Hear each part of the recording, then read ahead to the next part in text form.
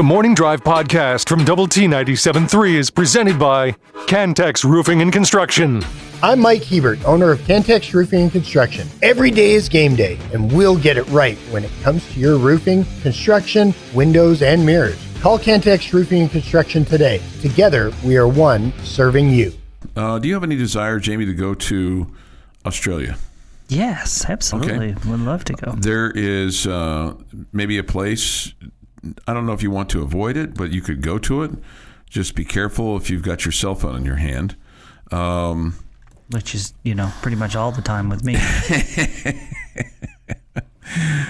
There was a woman who was trying to retrieve her cell phone from between boulders in Australia's Hunter Valley. She became stuck upside down for 7 hours. I mean, all I can think about is the Holy Grail and Raiders of the Lost Ark and trying to grab it as it's going, down into the abyss. And, some kept going and lost their lives, and Indiana Jones gave it up. This particular woman had been walking with friends on a private property. She dropped her phone. As she tried to retrieve it, she slipped face first into a crevice between two large boulders so deep that her friends were unable to reach her. They had to then hike out of the area because there was no cell phone service in that area. And then she was in this confined space upside down and couldn't move. Otherwise, she might have slipped even further down. And so they had to move these rocks out of the way to be able to get her. And it took quite an effort to do that. Scary. It is scary. I don't know that I could stand being upside down 5 minutes, let alone 7 hours. It feels like she really didn't have a choice at that point. No, she didn't have a choice. Like, I can imagine the anxiety and all of that that comes with that, yes. But it's not like you said, you know what, 5 minutes, I can't take this anymore. Right. I'm flipping over. Right. Feels like she was kind of stuck. The rescuer said she was calm, collected, and did not panic. Good for her. So that was key to her survival, Yeah, I wouldn't have handled that well. I don't think I would have either. Mm-hmm. I'm seeing several stories on this, and I'm wondering if this is an excuse or if this is reality, and I think there's probably a little bit of both. But apparently, the daily fan tours over in Arlington at Cowboys Stadium are bothering the players. One former player said, "We have 24/7 access to the facility, and it should be a place of solitude. I come in for extra work at night to use the hot and cold tubs, and there's fans walking through, poking at you. We want to have our own space where we can talk, but it's either media or fans all day. You never get a break. It'd be one thing if they did the tours like one day a week, but it's every day." Another player, Jaron Curse, said, "You're walking by the tour guide, they're pulling fans to the side, and you hear them say, 'Oh, that's C.D. Lamb.'" Dalton Schultz said, "It's like you're in a zoo and kids are going to see a lion. That's not a reason why we didn't get over that hump, but I just don't think that really equates to winning. That has nothing to do with us winning the game." But while they complain, Jerry Jones says they've never complained to him. Not one time. But the most important thing is it wouldn't make any difference, period, because overall they're swimming against the stream. Most important thing is it wouldn't make a difference. Yeah. Jerry also said this. He said this to this, her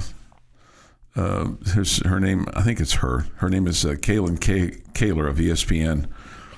He said, "It's gold when those players go through our complex out there and see fans." Players don't necessarily seem to believe that, but it's a revenue stream for Jerry. And what do we know about Jerry? It's all about the business, right? He's definitely a good businessman. Yeah, football guy, not so much. Business guy, yeah.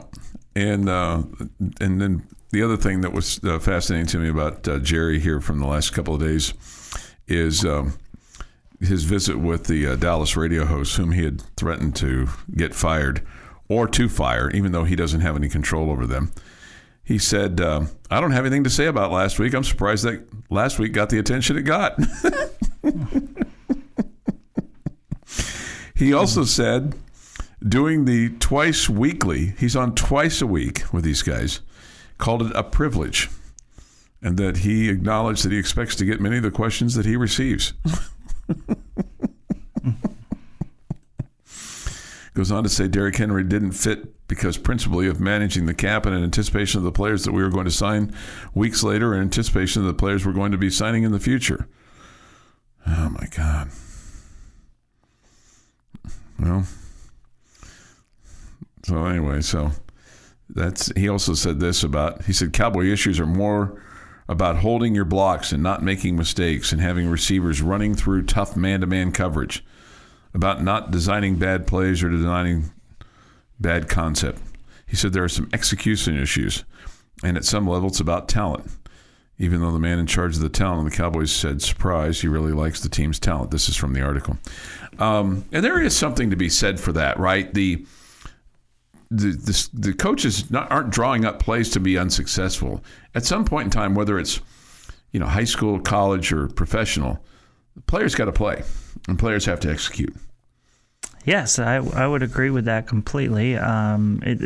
Players are only capable of what they're capable of, right? Mm-hmm. If they're not big, strong, physical, super fast, tall, whatever, depending on the sport we're talking about here, they can't be who they aren't. So all the things factor in, right? You get the right talent put together.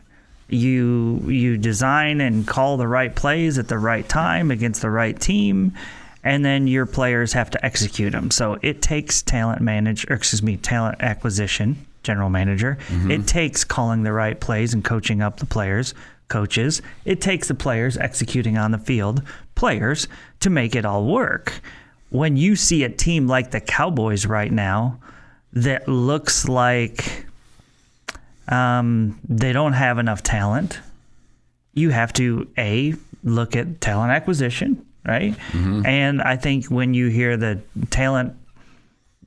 guy who acquires the talent talking about, well, they're not executing and we got to call the right plays at the right time, he's calling out coaches, okay? And then what Jerry just said there about the players got to hold their blocks and catch the ball and all the above, that's players. I mean, all three phases of it are going wrong right now for the Dallas Cowboys. Jerry's just not admitting his part. He's just not, it's not his fault, right? This is the Morning Drive Podcast from Double T 97.3, presented by Cantex Roofing and Construction.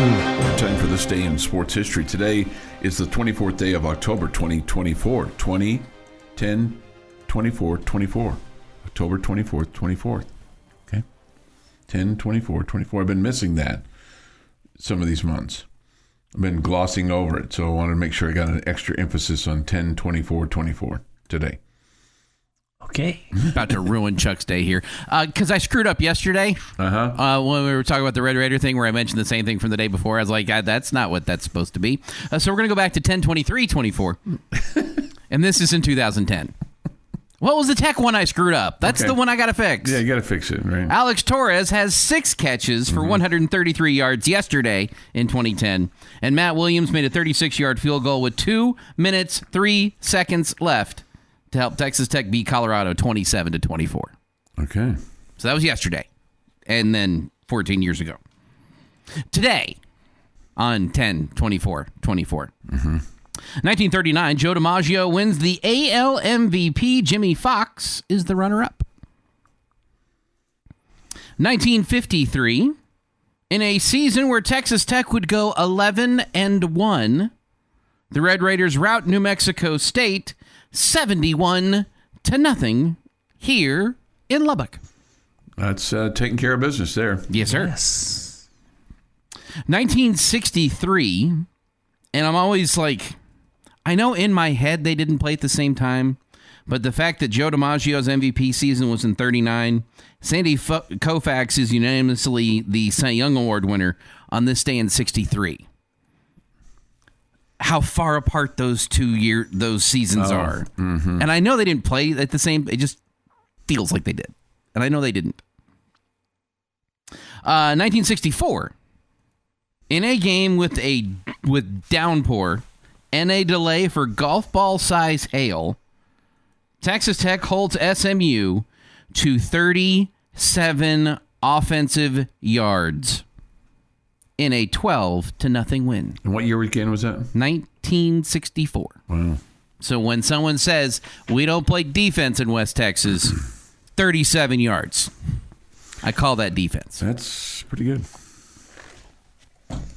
1974, we begin what we like to call Billy Martin Day because he's named the AL Manager of the Year for the Texas Rangers.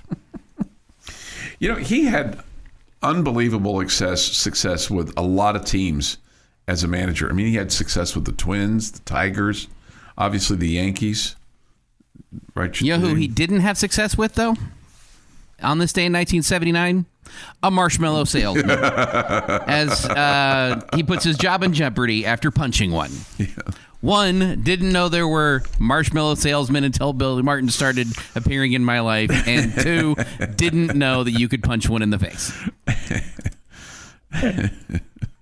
1989, after a week's delay due to the earthquake, World Series Game 3 is played. Oakland Athletics win 13-7 over the San Francisco Giants. And in 2023, Red Raider soccer team blanks Iowa State 1-0 to secure their first Big 12 regular season title. Tomorrow night, they're going for a tie, the Big 12 regular season title. Mm-hmm. Now, you guys know about Earth Day, right? Where we celebrate all things Earth, trees, rivers. Right. Yeah. Well, today is National Food Day, so celebrate all things food. Okay. I don't know other than that how to celebrate Food Day other than, have some, but I would recommend having some every day. But that's just me. Seems legit. Happy birthday to Jaylen Brown, who's 28. Jalen Ramsey is 30. And Jay Novacek is 62. And on this day in 2003, the supersonic Concorde jet makes its last commercial passenger flight. Traveling at twice the speed of sound from the New York City's John F. Kennedy International Airport to London's Heathrow Airport, the British Airways jet carried 100 passengers, including actress Joan Collins, model Christine Brinkley, and an Ohio couple who reportedly paid $60,000 on eBay for their tickets. A normal transatlantic flight, by the way, cost about $9,000 at the time. A large crowd of spectators greeted the plane's arrival in London, which coincided with two other final Concorde flights from Edinburgh and the Bay of Biscay. Why do you think they stopped flying the Concorde? It wasn't safety. Do you think there was safety involved? But do you think it was economics? It was economics. Yeah. The Concorde was the very first time in the history of the planet that it was no longer about how fast you could get someplace, but how economical you could get someplace. Mm-hmm. And that's when that all changed. Like, that's a turning point in travel, with the Concorde's failure being it was no longer about how fast you could get across the Atlantic with all the ships and steam power and how many, but how economical you could do it. And that is this day in sports history. All right, that indication means it's time for a lucky local winning word. Okay, we go to doublet973.com to get you signed up for the lucky local winning word. It's brought to you by the Home Zone, making your house a home, and Double T 97.3. We're giving away local cash to local listeners. Okay, get it from our local bank. Okay, that's good. That's what I want. Yeah, and on a local check. Okay, that's scratched out by On Highest. We'll give it to you. Who is in fact local. Who is in fact? Yeah, he's not a hologram. He's right here in our midst. Okay, all you have to do to participate is listen to Double T 97.3 at this time, 8:45 and 4:45, and the more times you enter, the more chances you have to win. That makes perfect sense. Perfect sense. At 6:51, the word football term today is practice. I'll bet the Red Raiders practice today to get ready for their game on Saturday. Okay. It'll be a spirited practice today. As long as Allen isn't there. Or Iverson isn't there, I should say. Be a spirited practice. If he's there, then we're just talking about practice. There's two things that just really drive me nuts right now. It's just two? Well, these two things in particular. It's that anytime somebody says the word practice, somebody like you immediately refers to Allen Iverson, something from 20 years ago. Or Ted Lasso from like 3 years ago. It's one of the funniest press conference clips ever. And then the other one is when somebody says, I wonder if they'll make the playoffs. And then somebody immediately goes, playoffs? And that drives me crazy too. Those two things just irritate me to some degree. Okay. Well, Chuck, Texas Tech, they play in the Big 12. Mm-hmm. It's not intramurals. There's just some phrases that just go together now. And I'm sorry that those bother you, but those just go together now. I completely agree with Jeff. I am highly entertained by all that. I am so biting my lip. I am trying to avoid bringing our guy JJ into the morning drive this morning. Who's JJ? Jerk Jamie. Oh, Jerk Jamie. Yeah. That's okay. He's allowed. He's allowed to make an occasional appearance. I am not bothered at all by JJ. By JJ. And that is your lucky local winning word today. Practice. Just to follow up, this will come up maybe next week at this time. You talked about Tech playing defense against SMU, winning today on this day in history in 1964, 12-0. The next week on Halloween, they tied Rice 6-6. Seems difficult. Yeah, it seems difficult. I mean, there's such small little things, right? Mm-hmm. I mean, you get a full bowl of a whole bunch of them. I wonder how you tie them together. Sorry, that was a bad joke. Ah, you're funny. This Chuck upset about people talking about things from the past. ... Ha ha ha. Yeah, no, that's a fair criticism. Yeah, it's fair observation. I didn't say it was reasonable. Okay, didn't say it was reasonable at all. This is the Morning Drive Podcast from Double T 97.3, presented by Cantex Roofing and Construction. With Jamie Lent and Jeff McGuire and Chuck Heinz, we're talking about TCU and Texas Tech on Saturday. Our Optimum Game Day live coverage will begin at 7 a.m. on Saturday morning. The kick's at 2:30 on Double T 97.3. So just looking at TCU's last two games, Jamie, one of their problems has been third down. Between the TCU Houston game and the TCU Utah game, they're 7 of 27 on third down. Yeah, not great.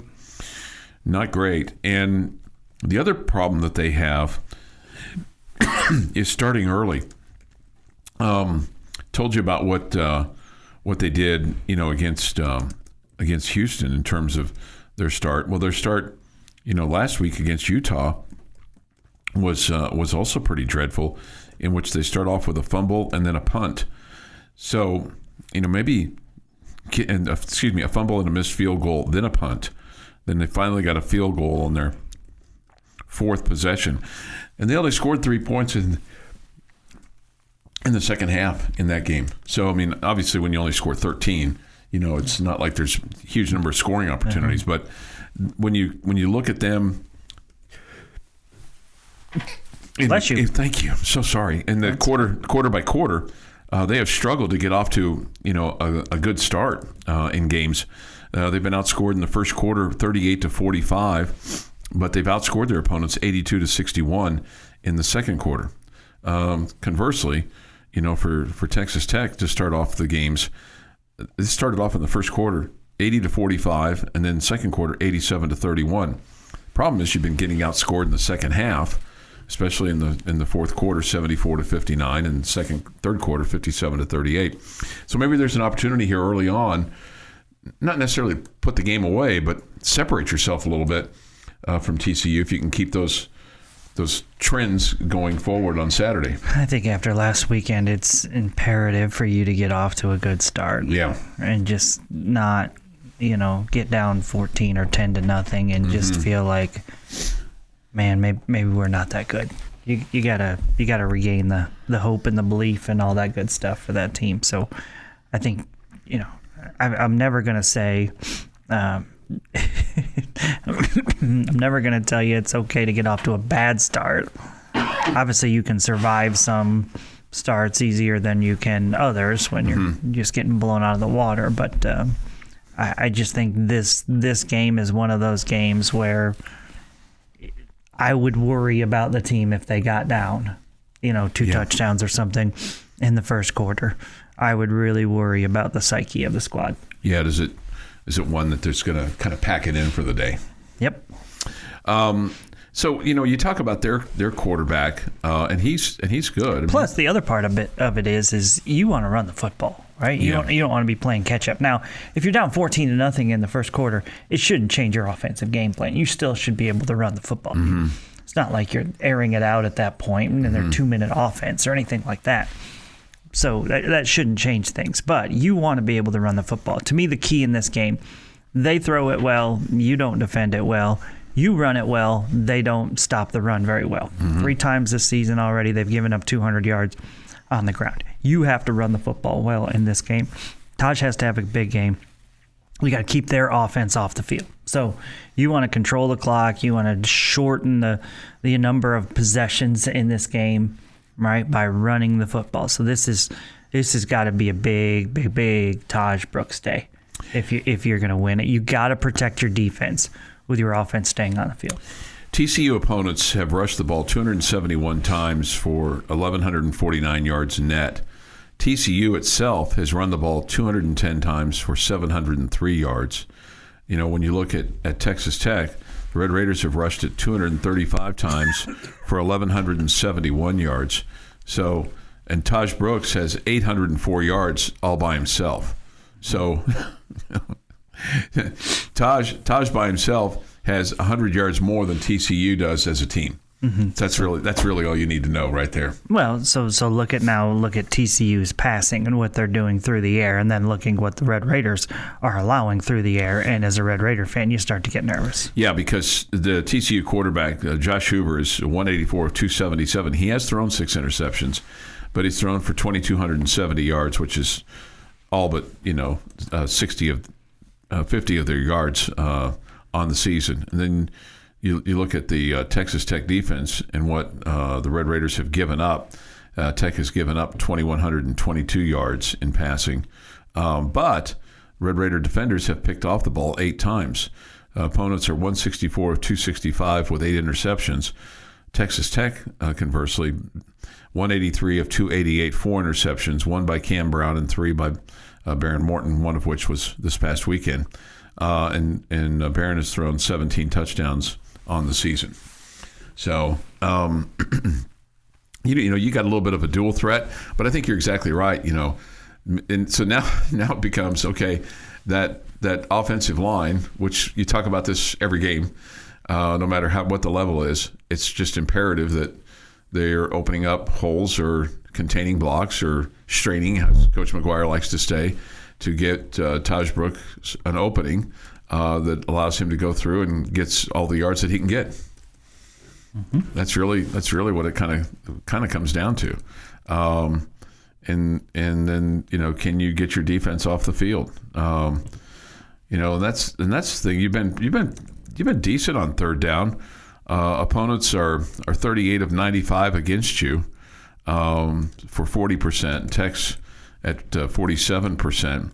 Tech's an even 50% on fourth down, 8 of 16. Your opponents, though, are 10 of 17. So they're not afraid to go for it against you on fourth down, especially in short yardage situations. It seems like there's been a lot of really short yardage ones.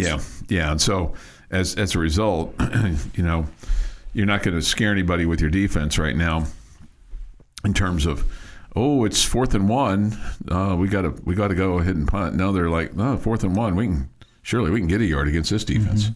And with Duda Banks being out, that makes it even a little bit more difficult, for you along that defensive line. To get a stop, yep. To get a stop. That's exactly right. TCU is 44% on third down and their opponents are 42% on third down.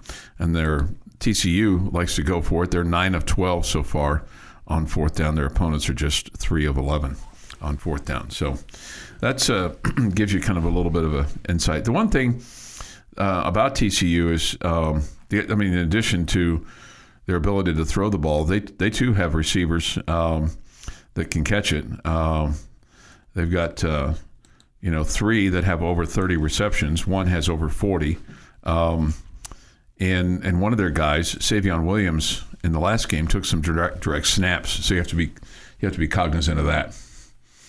Just like they have to be cognizant of Jalen Conyers getting some of those direct snaps as well. Whether it's some kind of reverse or some kind of throw by him. So and Savion Williams has passed the ball one time for 15 yards, but no touchdowns for him. So, but they do have another guy that's had a touchdown. So, but it's not anything to really worry about. The guy to worry about is Josh Hoover, who last year was pretty productive against the Red Raiders in the Tech win over TCU, 35-28. But Mr. Hoover was 32 of 52. He did throw a couple interceptions for 353 yards. Barron was 28 of 36 for 282, but didn't throw any interceptions. So it may come down to the defensive backfield that can come up with some, or linebackers that can come up with some interceptions. And any kind of turnover will be big because you feel like it's going to be a game where both teams are in the 30s or so. So if you take a possession away, that could be massive. Yeah. Your daily dose of sports and fun. This is the Morning Drive Podcast from Double T 97.3, presented by Cantex Roofing and Construction. Jamie's question of the day on Double T 97.3 is brought to you by Connecticut of West Texas. All right, I'm a little bit nervous about how this is going to go today. I have a question that I've been asked a lot this week. Okay, but you're scared because you don't know how Jeff and I are going to respond to it? I just don't know. I don't know what we're going to get here. Okay. Well, I think that sounds like every day. I'm going to ask you a very simple question that is very difficult to answer. Okay. Okay. You only get one answer. Okay. I feel like you've got to spell these rules out every day for us. What was the reason that you performed like you did on Saturday? What happened?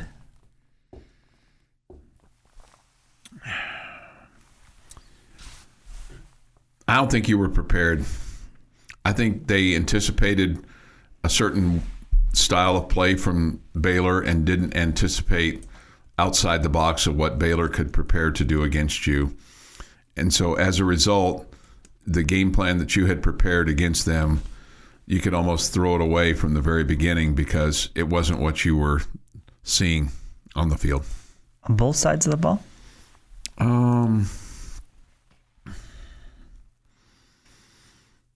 Or just on defense? I think just on defense.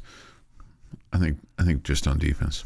So ultimately you feel like, and I'm not telling you you're right or wrong here, but you feel like offense was good enough. It wasn't spectacular or anything, but it wasn't perfect, but it was good enough. This was really about your defense? I think this was about your defense because you weren't able to stop the run at all. And you can blame some of it on the special teams, clearly, with what took place, but your defense did not put you in a position to get off the field and stop the bleeding. So your answer, if I'm paraphrasing here, is just an unprepared defense. I think an unprepared defense, yeah. I'm going to give you 3 words, a three-word phrase that we all know very well around here that will perfectly sum up what I think happened. Fat little girlfriends. I think they were listening to, I don't want to say us, but the praise, that they were pumping themselves up, that they thought they were bigger than life, and didn't walk into the game as seriously as they needed to. And then they got punched in the mouth and went, ow, that wasn't supposed to happen. And then it just kept happening because they didn't engage. And then it was too late. I think you're still a better team than Baylor is. I think you can play better than you did against Baylor. Fat little girlfriends. Shout out to Mike Leach. It's funny because I have a similar answer to Jeff's, and it happens also to be 3 words, but it's not. It's fat and happy. It just, the way you came in with, it just felt like so not physical into that game. Mm-hmm. It was almost as if you walked onto the field thinking, we got this. This is ours. And, I think my mind is really a combination of the two of your answers. But since the rule says you can only give one, okay. You're going to lean with Jeff. I just think it just looked like you didn't bring it. Mm-hmm. And I think in some regards, I want that to be the truth because I want to believe that you are a much better football team than we saw on Saturday. Mm-hmm. And that was kind of a 1-week deal. While very frustrating, it makes me feel like you can get back to being who you were for the last 4 weeks. Other answers could be Baylor's better than you. I don't think that's the case, but I don't know. We're going to find out. That's why I'm very anxious to see, what they end up doing moving forward, including this week against Oklahoma State. And it could be something as simple as, like Syntax Hank says and what Jeff said, didn't take Baylor seriously. Someone said it's a lack of adjustments on all sides of the ball. If it's didn't take him seriously and you came out flat and he was worried about the energy and the energy was deflated by the lack of execution, then those things I think you can solve. And maybe I'm off on the preparation aspect of it. I don't think you are. But I think that they prepared for a team to play in a certain manner, and once they didn't, and then Baylor started having success, that snowball just rolled downhill, and you weren't able to recover from it. Yeah, and that speaks to what the texts are saying, the inability to make adjustments. Mm-hmm. Mm-hmm. I don't know. The reason that I don't want to completely absolve the offense, and I don't think the offense was that bad, okay? Not nearly as bad as what the defense was, mm-hmm. right? I just feel like your offensive line really got pushed around as well, which really caused your offense some issues, and that's where I go back to just being – they were so much more physical than you, which goes back to, in my opinion, the whole who wants to be here more. It had a bowl game feel to it. Yeah, and you've said that all week long. Yeah. Fat and happy is the first thing that came to mind against Arizona. They looked like they were playing with a chip on their shoulder, hearing all week they can't win on the road. Against Baylor, they looked like they expected to be a cakewalk. Yeah. Yeah, that's fair. That's a fair assessment. Have you guys not been asked that question by your friends like a bunch this week? Just like, what was that? What happened? That's usually the question. Yeah, what happened? What was that out there? Yeah. Right. Mm-hmm. What in the world? Yeah, right. And then and you trying to come up with one answer is just like, I don't know. It's hard to. Mm-hmm. It just did not see that coming at all. And it's also that's not how they've played this year. That's not what they've looked like. That's not what they've done. That's why we're asking the question. Like, if Barron had thrown 3 picks, Taj fumbled twice, whatever those situations are, you can go, okay, that we know why that happened. You didn't really have those. So what the heck happened? That's why the question's there this week. Somebody says this, Tech took it for granted. You got to be ready for every game. Any game can be won, but also lost. Yeah, we saw that. The Morning Drive podcast from Double T 97.3 is presented by Cantex Roofing and Construction. With Jamie Lent and Jeff McGuire, I'm Chuck Heinz. Thank you for being with us and joining us at this point in the program, or if you've been with us all 3 hours, or 2 to begin this third hour. Well, man, we're glad to have you. Glad that you stuck with us, right? We come to you, Jamie, Jeff, and I, from the First United Bank studio.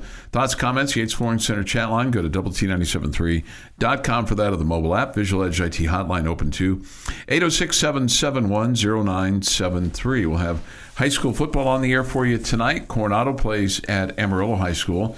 6:45 on 96.9 The Bull. 7 o'clock play-by-play. Both teams coming off of wins over Caprock. Coronado last week, Amarillo 2 weeks ago, as their bye week was last week. The Mustangs ended a losing streak last week, so maybe that will spur them on. Maybe so. Let's hope so. Yeah, so we'll have, like I said, we'll have the game tonight at 6:45, play-by-play at 7. Tomorrow we'll have these games. Idalou will play at Littlefield on Sunny 97.7. Lubbock Cooper takes on Odessa Memorial at home. That'll be at 6:30 tomorrow night on 100.7 The Score. And I guess they could take the same bus, or maybe just travel together, because Friendship's going to take on Odessa High. That'll be at 6:30. And just drop us off in Wilford. We'll pick you up on the way home. Is that wrong? Let me. You want to double check something there for me? I would like to. Okay.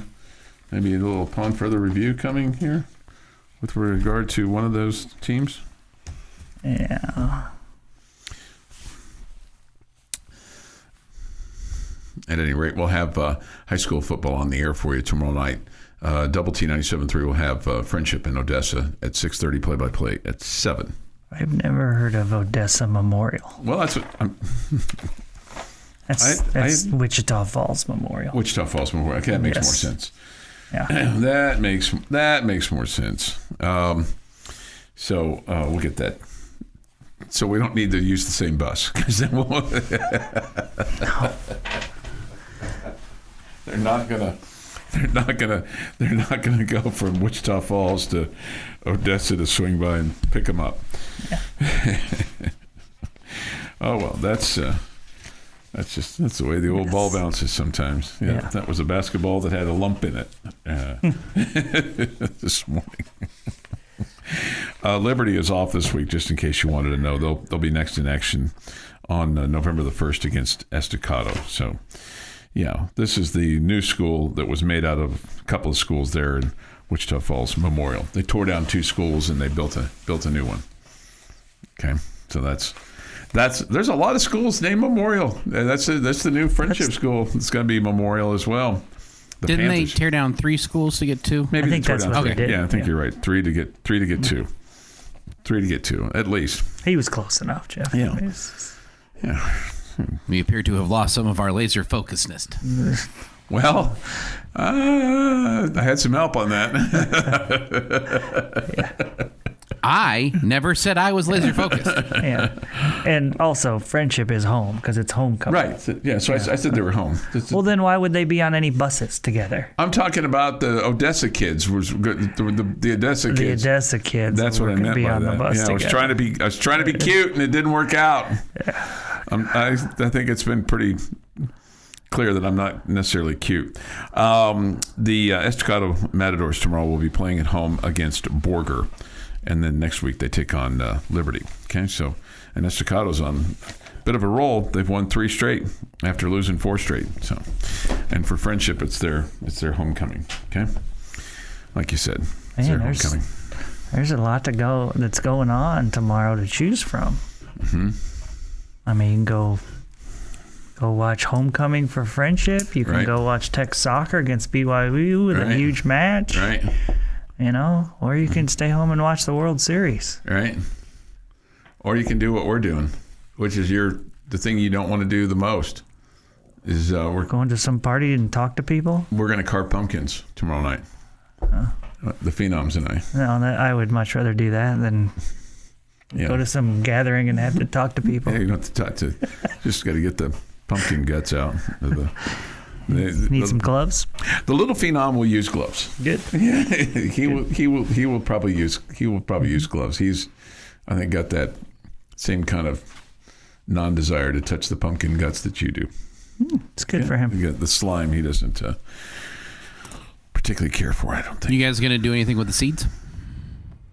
Yeah, I think Donna number 1 likes to cook the seeds. Mm-hmm. Yeah. All right. Let's see. Here's a question for you. This is a football question.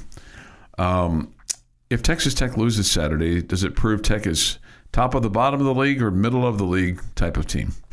Top of the bottom. Does it prove? I think it proves if you win on Saturday that you were better than TCU on this Saturday. I think if you lose to TCU on Saturday, it proves that they were better than you were on this Saturday. I think the Big 12 is so stupidly balanced that it doesn't, one game on any given week doesn't prove anything except that the other team was better that day. Do you like it better this way? I would love for Texas Tech to be a dominant school at the top that blows everybody out. But I don't like the feeling of us losing to Baylor this week, so no. Otherwise, yes, I do like it. I feel like the conference has been really fun and exciting this year. Yeah, I mean, so like on any given Saturday, if you've got kind of things clicking, then you have the opportunity not just to win. the team that you're rooting for, but the other games across the I mean, across the conference. Yeah, the other games across the conference this week aren't quite as sexy. We'll get to more of that tomorrow. So, at any rate, I still think there's some good ones. Yeah. Baylor and Oklahoma State is really intriguing to me. I mean, the BYU UCF one, does UCF put it together? I mean, West Virginia, Arizona. I don't think. I think some think that Cincinnati, Colorado, but I just don't have any hope for Cincinnati there. You don't think they've got? No, I think Colorado puts it on them. Okay. Colorado keeps playing these night games at home. Are we at this point expecting them to play a night game in Lubbock? Man, I hope so, because I feel like there's more energy in the stadium for a night game. Plus, the fireworks are prettier at night. After we score a touchdown. Can confirm. Fireworks are prettier at night. That's the deep kind of analytics you get here on the morning drive. And here's the other thing, too, is if you're sitting on the east side, just kind of lean forward a little bit, take your camera out, and you get a selfie, and then you can get fireworks in the background right after the touchdown. But you got to be quick. And then on the other side, fireworks go off on the west side press box as well, in addition to the north side scoreboard. You get fireworks all the way around you. This has been the Morning Drive Podcast, presented by Cantex Roofing and Construction. Check out our library of Double T 97.3 podcasts at doublet97.3.com.